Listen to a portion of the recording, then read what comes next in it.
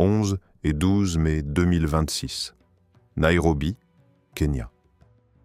Pour la première fois de l'histoire, la France organise son sommet Afrique dans un pays anglophone. Pas à Dakar, pas à Abidjan, pas à Yaoundé. À Nairobi, capitale d'un pays qui n'a jamais été colonisé par la France, qui ne parle pas français et qui ne fait pas partie de la zone franc-CFA. Ce choix n'est pas anodin. Il raconte une histoire que l'Élysée préfère ne pas formuler à voix haute. La France a perdu l'Afrique francophone. Et maintenant, elle supplie l'Afrique anglophone de lui ouvrir ses portes. Le sommet s'appelle Africa Forward. Partenariat pour l'innovation et la croissance, dit le communiqué officiel. 2500 dirigeants d'entreprises, 55 pays africains, des chefs d'État, des start-up, des artistes, la société civile. Emmanuel Macron et le président kenyan William Ruto, coprésident l'événement. Tout est calibré pour projeter une image de renouveau, de partenariat d'égal à égal, de tournant historique. Mais derrière le marketing diplomatique, il y a une réalité brutale. Et c'est cette réalité qu'on va décortiquer aujourd'hui. Restez avec nous. Pour comprendre pourquoi la France organise ce sommet au Kenya, il faut d'abord comprendre ce qu'elle a perdu. Et la liste est vertigineuse. En 2022, la France est expulsée du Mali. L'armée française, présente depuis l'opération Serval en 2013, est priée de partir. Le gouvernement militaire malien accuse Paris d'ingérence et se tourne vers la Russie. Les mercenaires du groupe Wagner remplacent les soldats français sur le terrain. En 2023, c'est le Niger. Coup d'État en juillet. Le nouveau régime dénonce les accords de défense avec la France. Les derniers soldats français quittent le pays en décembre 2023. Le Niger, le Mali et le Burkina Faso créent l'Alliance des États du Sahel, une alliance explicitement anti-française. En 2024, le Tchad, le dernier allié stratégique de la France au Sahel, rompt son accord de coopération militaire. Les troupes françaises quittent la base de N'Djamena le 30 janvier 2025. En Côte d'Ivoire, Alassane Ouattara, longtemps considéré comme le plus fidèle allié de Paris en Afrique de l'Ouest, annonce le départ des forces françaises d'Abidjan. Au Sénégal, le nouveau président Bassirou Diomaye Faye exige le retrait des bases françaises. Les 3 dernières bases sont transférées aux autorités sénégalaises en mars 2025. En juillet 2025, le dernier soldat français quitte le Sénégal. C'est la fin d'une présence militaire de 65 ans. Résumons. En 3 ans, de 2022 à 2025, la France a perdu ses bases militaires au Mali, au Burkina Faso, au Niger, au Tchad, en Côte d'Ivoire et au Sénégal. Il ne reste plus que Djibouti et le Gabon. La France, qui maintenait des milliers de soldats répartis sur tout le continent africain, se retrouve avec 2 bases. Abonnez-vous maintenant, parce que ce qu'on va vous révéler dans 2 minutes, c'est la stratégie secrète que Macron a mise en place pour compenser ce désastre. Alors pourquoi le Kenya ? La réponse est à la fois géographique, économique et stratégique. Géographiquement, le Kenya est la porte d'entrée de l'Afrique de l'Est, une région en pleine croissance démographique et économique. 140 entreprises françaises opèrent déjà au Kenya, contre 40 en 2013. Le commerce bilatéral dépasse 300 millions de dollars. Un accord commercial récent vise à générer 1 milliard de dollars d'échanges supplémentaires. Économiquement, l'Afrique de l'Est représente ce que l'Afrique de l'Ouest francophone ne peut plus offrir. Un marché en expansion, une classe moyenne croissante, un écosystème technologique dynamique. Nairobi est surnommée la Silicon Savannah. C'est le hub des startups africaines. M-Pesa, le système de paiement mobile kényan, est utilisé par plus de 50 millions de personnes. La French Tech veut sa part de ce gâteau. Stratégiquement, la France tente un pivot. Si l'Afrique francophone la rejette, elle ira chercher des partenaires ailleurs. Le Kenya de William Ruto est un candidat idéal, anglophone, pro-occidental, économiquement ambitieux et suffisamment éloigné du Sahel pour ne pas porter le poids de l'héritage colonial français. Mais ce pivot soulève une question fondamentale. Peut-on remplacer 60 ans de relations post-coloniales par un sommet de 2 jours à Nairobi? Et c'est là que les choses se compliquent. Parce que le sommet Africa Forward est en réalité le 29e sommet France-Afrique. Le 29e. Cette institution existe depuis 1973, quand Georges Pompidou a inauguré le premier sommet à Paris. Pendant des décennies, ces sommets aient été le symbole même de la France-Afrique, ce réseau d'influence politique, militaire et économique que Paris maintenait sur ses anciennes colonies. La France-Afrique, c'était quoi concrètement? Des accords de défense secrets, des bases militaires permanentes, le franc CFA, une monnaie arrimée à l'euro et garantie par le Trésor français, que 14 pays africains utilisent encore aujourd'hui. Des présidents africains installés ou maintenus au pouvoir avec le soutien de Paris. Des entreprises françaises, Total, Bolloré, Bouygues, qui obtenaient vent des contrats exclusifs. Ce système a fonctionné pendant 50 ans, et puis il s'est effondré. Abonnez-vous et activez la cloche, parce que la suite est explosive. On va vous montrer qui a remplacé la France en Afrique, et les chiffres sont sidérants. Quand la France part, quelqu'un prend sa place. Et ce quelqu'un, c'est d'abord la Russie.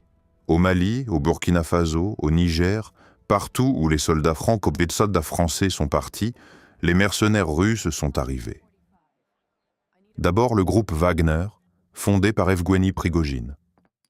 Après la mort de Prigojine en août 2023, le Kremlin a restructuré les opérations sous le nom d'Africa Corps, une force paramilitaire directement contrôlée par le ministère russe de la Défense.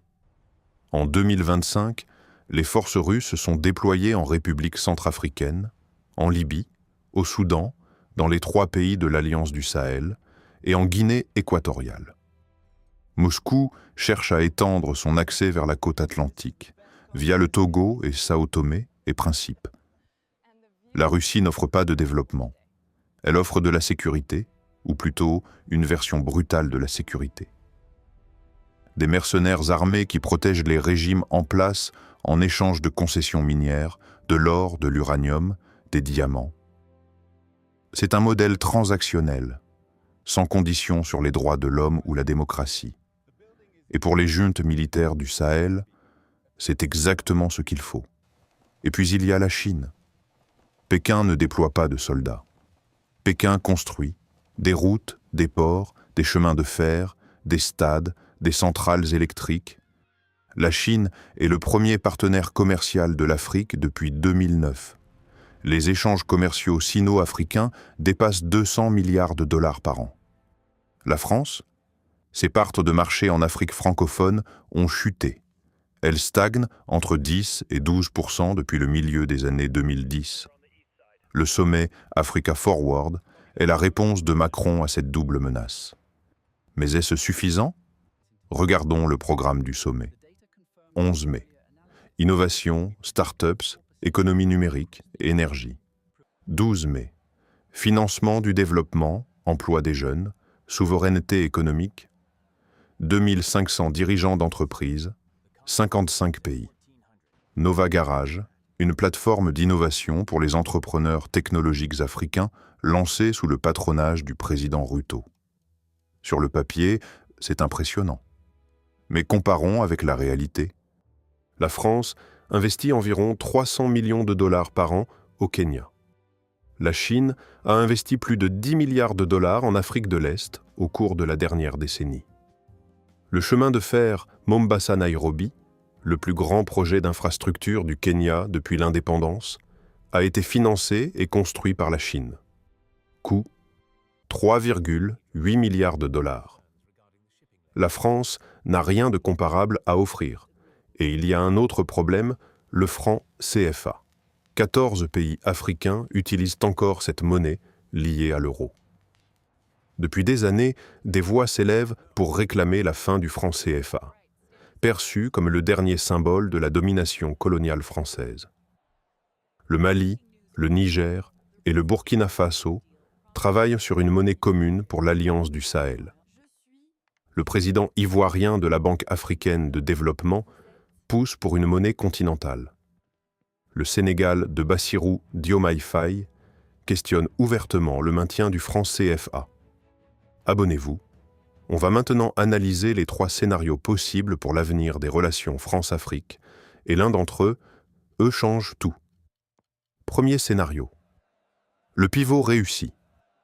La France parvient à se réinventer en Afrique. Le sommet de Nairobi marque le début d'une relation nouvelle fondée sur l'innovation, le commerce et le respect mutuel. Les entreprises françaises investissent massivement en Afrique de l'Est et en Afrique australe. La French Tech s'implante à Nairobi, Lagos, Accra. La France accepte la fin du franc CFA et propose un partenariat monétaire moderne. Ce scénario est le plus optimiste et le moins probable. Pourquoi ? Parce que la France n'a pas les moyens financiers de rivaliser avec la Chine, ni la volonté politique de rompre définitivement avec le modèle de la France-Afrique. Deuxième scénario, le déclin continue. Le sommet Africa Forward est un beau spectacle diplomatique, mais ne change rien sur le fond. Les pays africains continuent de diversifier leurs partenariats.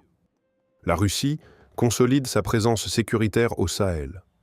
La Chine renforce son emprise économique. La Turquie, l'Inde et les Émirats arabes unis gagnent des parts de marché. La France devient un acteur parmi d'autres, plus important que la Belgique, moins important que la Chine. Son influence en Afrique francophone continue de s'éroder. Le franc CFA disparaît dans les 10 prochaines années. Ce scénario est le plus probable. Troisième scénario, la rupture. Un événement imprévu, une crise au Sahel, un coup d'État dans un pays clé, un scandale impliquant des entreprises françaises précipitent une rupture totale. Les derniers pays francophones alliés de la France, le Gabon, le Cameroun, le Congo, prennent leur distance. La France perd son siège au Conseil de sécurité de l'ONU, ou du moins, sa légitimité à y siéger est contestée, car une grande partie de son influence internationale reposait sur son réseau africain. Ce scénario est extrême, mais pas impossible. La vérité, c'est que le sommet Africa Forward révèle une contradiction fondamentale. La France veut être le partenaire de l'Afrique du XXIe siècle. Innovation, start-ups, énergie verte, économie numérique. Mais elle traîne le poids de la France-Afrique du XXe siècle, base militaire, franc CFA, soutien aux dictateurs, exploitation des ressources. Peut-on vraiment tourner la page quand les derniers soldats français viennent à peine de quitter le Sénégal ? Peut-on parler de partenariat d'égal à égal quand 14 pays africains utilisent encore une monnaie contrôlée depuis Paris ? Peut-on organiser un sommet à Nairobi et prétendre que tout va bien quand le Mali, le Niger, le Burkina Faso, le Tchad, la Côte d'Ivoire et le Sénégal ont tous dit non à la France en l'espace de 3 ans ? Le choix du Kenya est un aveu. Un aveu que l'Afrique francophone ne veut plus de la France telle qu'elle est, et que Paris cherche désespérément de nouveaux interlocuteurs. Mais voici ce que personne ne dit. L'Afrique n'a pas besoin de la France. L'Afrique a 1,4 milliard d'habitants. Elle aura 2,5 milliards en 2050. Elle possède 60% des terres arables non exploitées de la planète. 30% des réserves minérales mondiales. Le plus jeune continent du monde, âge médian, 19 ans contre 44 en Europe. L'Afrique est l'avenir. Et la question n'est pas de savoir si la France peut sauver sa relation avec l'Afrique. La question est de savoir si l'Afrique a encore besoin de la France. Écrivez en commentaire ce que vous en pensez. Le sommet Africa Forward est-il un nouveau départ ou le dernier acte de la France-Afrique ? La réponse n'est pas évidente, mais le débat est essentiel. Abonnez-vous et activez la cloche. On publie une nouvelle analyse chaque semaine. À bientôt.